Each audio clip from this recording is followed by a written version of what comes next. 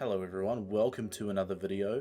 This is a very interesting piece of malware we have today. It's called Parrot, and it calls itself a virus. It's classified as an email worm because it does spread through certain email clients. This was written by a 19-year-old at the time. I believe she was 17, but she was arrested at 19 for this, among other pieces of malware. And it was basically a revenge piece of malware written about a blogger called Graham Cluley. Now, Graham Cluley is a cybersecurity analyst and a blogger. He's been at it for a very long time, back into the 90s. He's still at it today. He still has pages on, I believe he's got his own page, and he's got his Twitter or X. Sorry, my mistake. He is not as popular in the scene as he used to be, but he's still around in the industry. So this was written after Graham Cluley said that, quote, malware authors only wrote malicious code because they were, quote, spotty teenage nerds who couldn't pull. So yes, very flattering words from Mr. Cluley to malware authors. And Gigabyte was later arrested, as I mentioned earlier. She was arrested and by Belgian authorities. She's Belgian. She was at the time liable for a fine of up to 100,000 euros, but there's very little information of what happened to her after her arrest, whether she was charged with, whether she was found guilty or what. But yeah, this is her malware. This is called Parrot, and we'll just go ahead and run it here. Hi there. I'm Parrot, the talking virus, written by Gigabyte. So this is that's all the malware does on Windows XP. For some reason it gives an odd error when there's no disk in the drive. I don't know why it's looking for that, but it can't overwrite anything on CDFS disks, so whatever. We're going to go ahead and restart this machine, since that's always the most sensible thing to do when you're infected with malware, is to restart. Now, while we wait for XP to boot up, I would just like to add that Gigabyte, the name of the virus author, or the name that she went by, was also credited with writing the first ever virus in C#. So, there you go. She's a bit of a trailblazer back in the day. So we'll let XP boot up and we'll see what her virus has to offer. So that's a very conspicuous ding we just heard before we've even logged in, so I assume there's a message waiting for us. Alright, so this is a pop-up from Parrot, and it's... Now, before I read this, and it will be, it will be censored and blurred, this is the Italian man who went to Malta. It's a very funny joke. There were a few versions of this on the internet back in the day, and it's pretty funny. I won't put the link in the description because it's, it's bad by modern YouTube standards, but you can just look it up. There's quite a few versions. But I'll read it anyway, and you can just imagine what it sounded like when I'm swearing, I suppose. So this dialog box says it is from Parrot, and it says, "You'd better not f*** on the table, Graham Cluley, you son of a bitch. I don't even know the lady, and she calls me a son of a bitch. Later, I go to eat at a bigger restaurant. The waitress brings me a spoon and a knife, but no f***. I tell her I wanna f***. They tell me everybody wanna f***. I tell her you no understand, I wanna f*** on the table. She say you better not f*** on the table, you son of a bitch. I don't even know the lady and she called me a son of a bitch. I don't eat this shit." So that was a really bad Italian accent on my part. I really do apologize if we have any Italian viewers, but that is basically the climax of the joke. It's pretty funny. So we'll click OK. You better not on the table, Graham Cluley, you son of a... I don't even know the lady and she calls me a son of a... I go to eat at a bigger restaurant. The waitress brings me a spoon and a knife, but no fork. I tell her I want the fork. She telling me everybody want a fork. I tell her you don't understand, I want a fork on the table.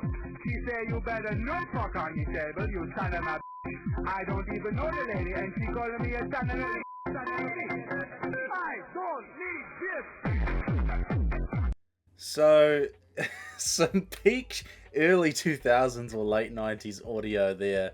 Fantastic quality. I believe we can actually see where it put this. This is an 8 kilobit per second audio file, which just really chef's kiss, adds to the age of this malware. It's located in C Windows. It's dropped itself as hello.mp3. And yeah, that is basically the whole payload on Windows XP. Now, if we have a look in our files, we can see everything looks okay. Wait, what's this message? Oh, okay, so it's dropped this message box as VBS. I thought that was suspect. You can see the great, what am I trying to say? I can't even get a sentence out. The great preparation I do before making these videos. But you can see this is the MP3 file here. It's 8 kilobits per second. It's beautiful. But we're not quite done with this yet, because let's jump over to a Win9X operating system and see what happens. So here we are on Windows Me. The first thing I'll do just to help this along is accept the Windows Media Player EULA here. We're on Windows Me because my version of Windows 98 I have is all jacked up, so we'll use this instead. Hi there. I'm Parrot, the talking virus, written by Gigabyte. Hi there. I'm Parrot, the talking virus, written by Gigabyte. So we've heard this before. It's Parrot, the talking virus, written by Gigabyte. Interestingly enough, it played it in sort of stealth mode with Windows Media Player as a backend process, and then it opened up Windows Media Player, which is very odd. And we can see that it's dropped itself to the C drive, which I don't think it did in Windows XP. And we can also see that a bunch of our files have just been overwritten with this virus. So if we try and open Calculator... Hi there. I'm Parrot, the talking virus, written by Gigabyte. So we can see that anything we open that wasn't really in use, I don't know why, some things have survived. DVD player has survived here, but there's quite a lot of stuff like Control Panel. Hi there. Just opens up Windows Media Player, Calculator, Disk Cleanup. Hi there. Just I'm Parrot, the talking virus, written by Gigabyte.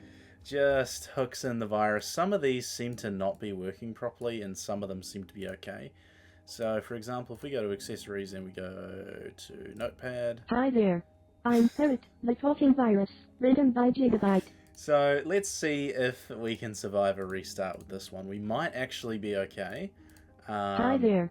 I'm Parrot, the talking virus, written by Gigabyte. So, it hooked our Windows shell, the shutdown executable. So what we will do is we will just reset this VM. And we'll see if it even boots. Hi there. I'm Parrot, the talking virus, written by Gigabyte. So, okay, we can get Hi it. there. I'm Parrot. But it just will not give us a break. So we need to know that this is Parrot, the talking virus, written by Gigabyte.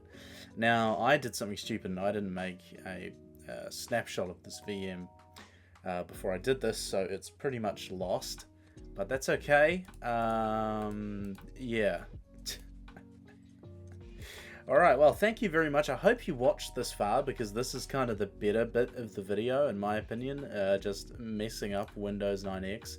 It seems to have hooked itself into Explorer in such a way that's like broken the shell a little bit, because we don't have a clock, and this is just loading, so can we even... Hi there. I'm Parrot, No. the talking virus, written by Gigabyte. No, we cannot open the Hi display there. properties. We can't really do a lot because the computer is all jacked up. What you would do, ideally, is you would restore